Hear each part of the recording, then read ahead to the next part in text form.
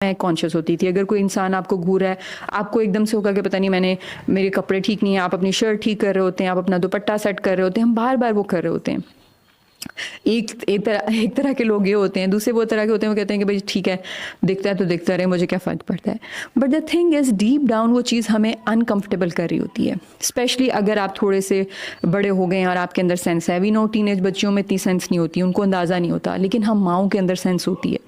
हम उनको ये चीज़ बचपन से सिखा सकते हैं। आप अपने हस्बैंड के साथ बाहर जा रहे हैं, आप गाड़ी में जा रहे हैं, किसी फैमिली मेम्बर के पास जा रहे हैं, आप ना करें पर्दा, आप ना अपने आप को उस तरह से कवर करें, लेकिन एटलीस्ट बाहर जाते हुए, मार्केट में जाते हुए या पब्लिक प्लेसेस में जाते हुए, अब जैसे हमारे घर के सामने जो है वो एक स्कूल है, एक बड़ा अच्छा फेमस स्कूल है, अच्छा से मुराद महंगा स्कूल है, और वहाँ पे अक्सर मदर्स जो हैं वो डेली बेसिस पे अपने बच्चों को छोड़ने के और लेने के लिए आती हैं।